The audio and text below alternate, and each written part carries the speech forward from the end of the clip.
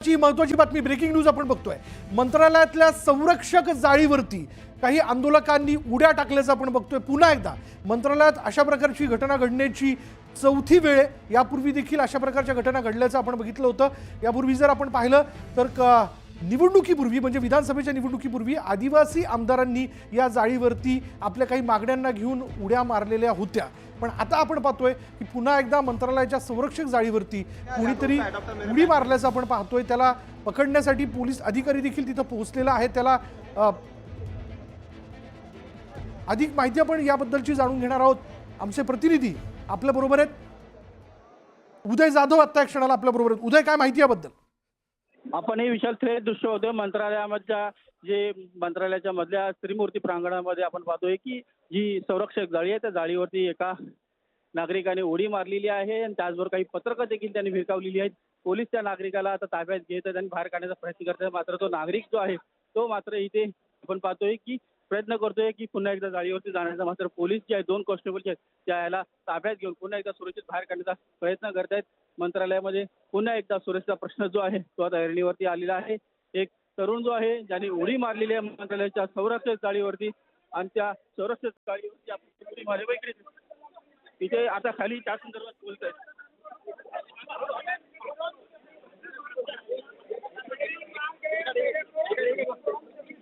आता प्रश्न असा आहे की कोण आहे हा आंदोलक आणि काय मागण्यांना घेऊन, कोणत्या मागण्यांना घेऊन या आंदोलकांनी या संरक्षक जाळीवरती उडी मारली आहे त्याची दृश्य आपण बघतोय। त्याच्या मागण्यांची जी पत्रकं आहेत ती ठिकठिकाणी पसरलेली आहेत या जाळीवरती आणि या जाळीवरती उडी मारून हा आंदोलक तिथेच झोपल्याचं, या जाळीवर झोपल्याचं आपण बघतोय।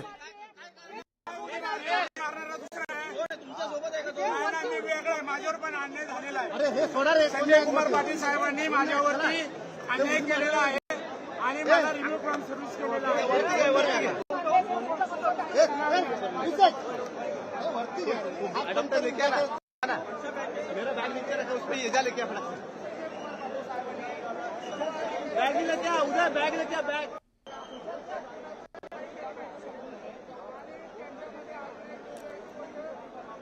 दोन दृश्य आपण पाहतोय।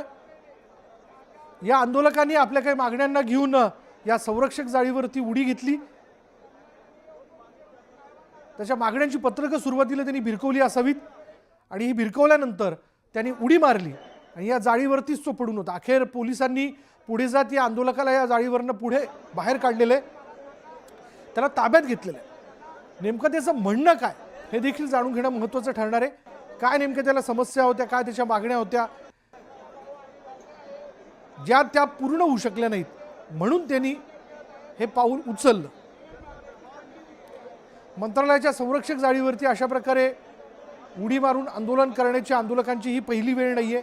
यापूर्वी देखील 2 वेळेस आपण जर पाहिलं म्हणजे अगदी आपल्याला शेवटचं आठवत असेल तर विधानसभेच्या निवडणुकांपूर्वी काही मागण्यांना घेऊन आपण जर पाहिलं आदिवासी आमदारांनी या जाळीवरती उडी मारत खाली उतरत आंदोलन केलेलं होतं आणि आता या तरुणाने या जाळीवरती उडी मारून आंदोलन केल्याचं आपण पाहतोय। पोलिसांनी त्याची धरपकड करत त्याला जाळीवरनं त्वरित हटवलं, तिथून त्याला बाहेर काढलेलं आहे।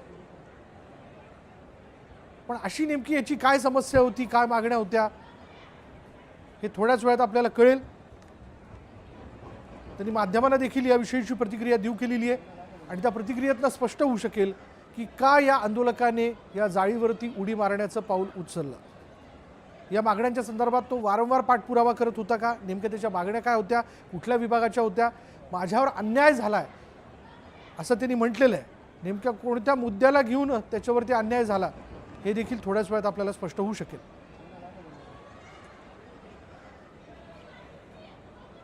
याबद्दलचे अधिक अपडेट थोड्याच वेळात आमच्या प्रतिनिधींकडून आपण जाणून घेऊ। पण या दृश्यांमध्ये स्पष्टपणे दिसतंय दृश्यच पुरेशी बोलकी आहेत। पुन्हा एकदा मंत्रालयात आलेल्या महाराष्ट्रातील वेगवेगळ्या जनतेपैकी हा एक व्यक्ती ज्याने या मंत्रालयाच्या संरक्षक जाळीवरती उडी मारत आंदोलन करण्याचा प्रयत्न केलेला। सुरुवातीला त्यांनी आपल्या मागण्यांबद्दलची सगळी वेगवेगळी पत्रकं इथं भिरकावली असावी आणि त्यानंतर त्यांनी या जाळीवरती उडी मारली आहे। तिथंच तो पडून होता। अखेर पोलीस या जाळीवरती उतरले आणि त्यांनी या आंदोलकाला तिथून बाहेर काढलं। अधिक तपशील आपण जाणून घेणार आहोत. आमचे प्रतिनिधी उदय जाधव आणि राहुल झुरी दोघे आपल्याबरोबर आहेत. सुरुवातीला मी राहुलकडे जाणार आहे. राहुल, नेमकं काय कारण की या आंदोलकांनी हे पाऊल उचललं, या संरक्षक जाळीवरती उडी मारली? विशाल, ज्या पद्धतीने वारंवार मंत्रालयातील एका कामासंदर्भात येणं जाणं होतं, मात्र संबंधित खात्याकडून त्याच्या कामासाठी प्रतिसाद मिळत नसल्यानं या तरुणांनी पाऊल उचलायचं कळते. मात्र वारंवार ज्या पद्धतीनं स्थानिक पातळीवरची कामं मंत्रालयात ज्यावेळी येत असतात त्यासाठीच नवीन सरकारनं यावर घालता येईल. यासोबतच मंत्रालयातल्या सुरक्षा व्यवस्थेला ज्या एक नवं रूप देण्यात आलंय त्यावरून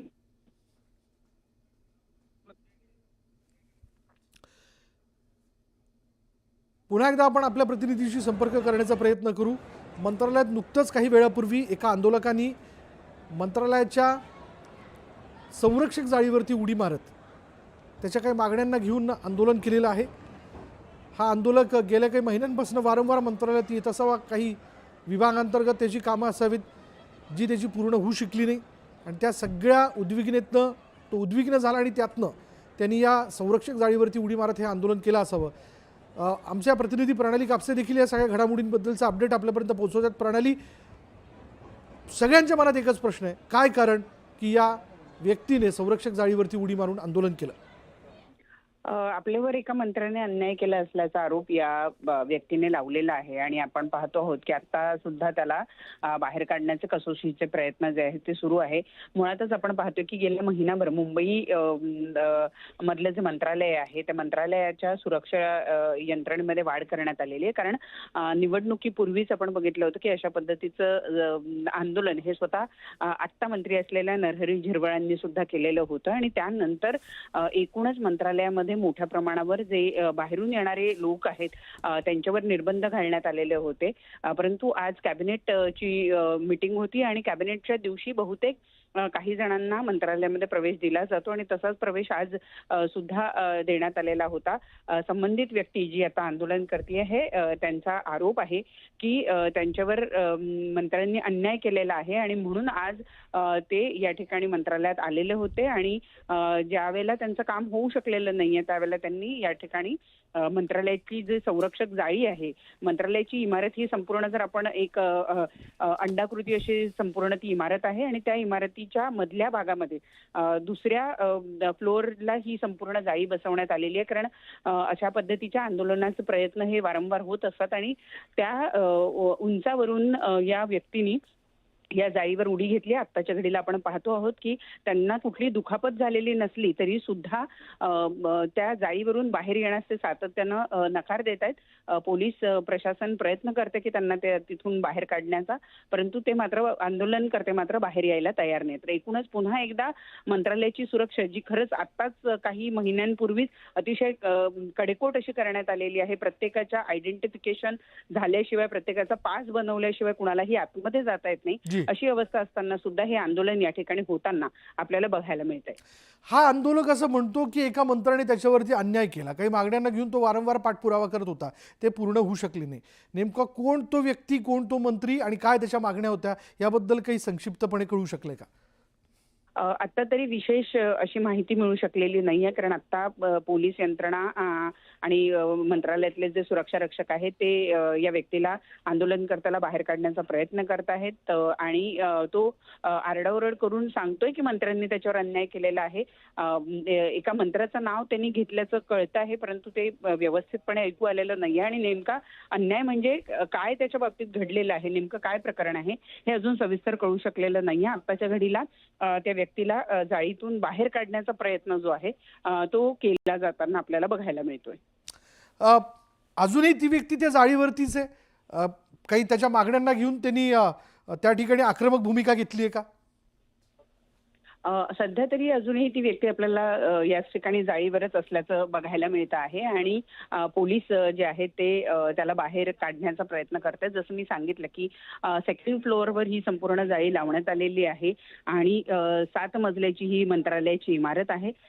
सुरक्षा रक्षक, पोलीस यंत्रणा मोठ्या प्रमाणावर या ठिकाणी आलेले आहे, आंदोलनकर्त्याला बाहेर काढण्याचा प्रयत्न करतात, पण तो जाळीवर पडलेला आहे आणि कुठल्याही परिस्थितीत त्यांनी जाळी हाताने घट्ट धरून ठेवलेली आहे आणि कुठल्याही परिस्थितीत तो बाहेर यायला तयार नाहीये. त्याच्याशी संवाद साधण्याचा किंवा त्याचा मन वळवण्याचा प्रयत्न सुद्धा पोलीस यंत्रणेच्या मार्फत केला जातोय. दोन्ही बाजूनी प्रयत्न केले जात आहेत. एक तर त्याच्याशी संवाद साधून त्याला त्या जाळीवरून बाहेर काढण्याचा प्रयत्न केला जातोय, दुसरीकडे त्याला तिथून ओढून सुद्धा बाहेर काढण्याचा प्रयत्न केला जातोय. परंतु दोन्ही प्रयत्नांना आताशी फारसं यश आलेलं आपल्याला बघायला मिळत नाहीये.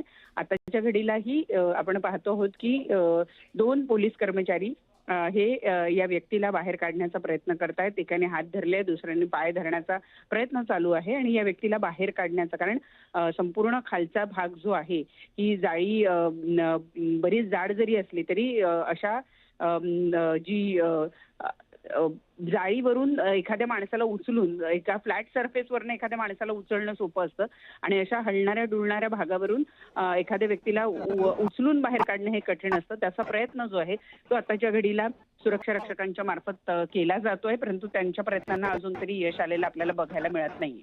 बरं, हे तरी कळू शकलंय की हा व्यक्ती मंत्रालयातल्या कुठल्या विभागात आला होता, त्याच्या पासचे डिटेल्स देखील तिथे असावेत, कारण आतमध्ये शेवटी नोंदणी केल्याशिवाय तुम्हाला जाता येत नाही.